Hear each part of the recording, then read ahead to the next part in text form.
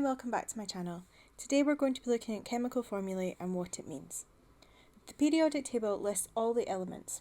It also shows the symbols that we use to represent them as a shorthand. Elements combine to form compounds by bonding. The composition of these compounds can be represented using chemical formulae. This tells us what elements are present.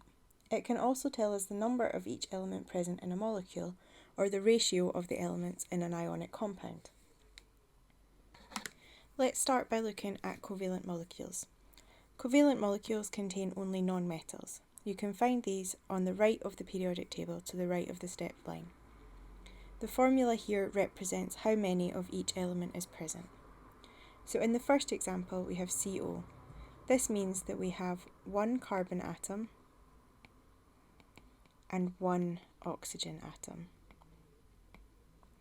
We can tell this by looking at the formula because we have the symbol C for carbon and the symbol O for oxygen. There are no numbers beside them, which means that there is one of each there.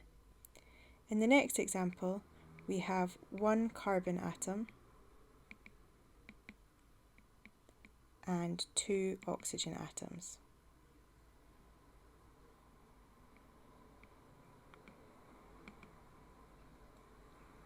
In CH4, we have one carbon atom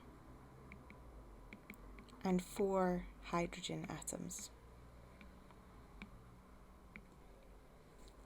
In the last example, we have NCl3. This means we have one nitrogen atom and three chlorine atoms.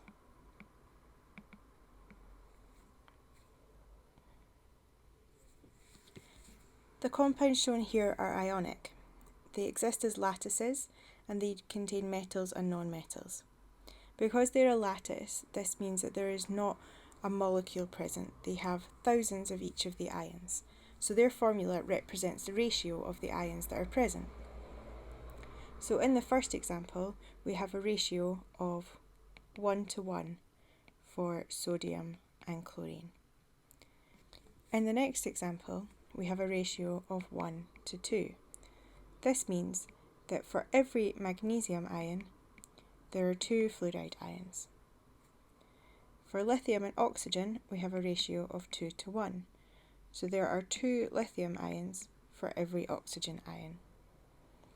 And in the final example, we have a ratio of 2:3. So for every two iron ions, there are three oxide ions present. For each of the compounds, I want you to identify the elements, identify if they are nonmetals or a mixture of metal and nonmetal, and then identify how many of each are present or the ratio. Pause the video now.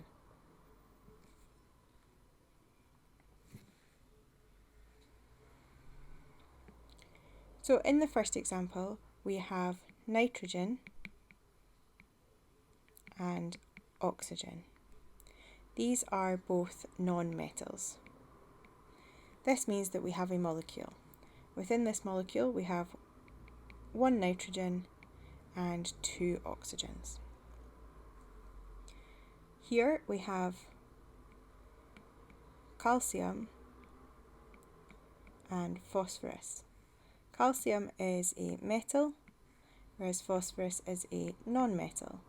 So this is ionic, and they exist in the ratio of 3:2.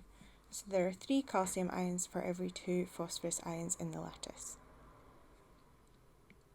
The next example, we have magnesium and oxygen. Magnesium is a metal, oxygen a non-metal. This means we have an ionic substance, this time with a 1:1 ratio, so for every magnesium there is one oxygen. Here we have nitrogen and oxygen. This is like the first example where they're both non-metals, but this time we have 2 nitrogen atoms and 4 oxygen atoms in every molecule. Here we have sulfur and oxygen.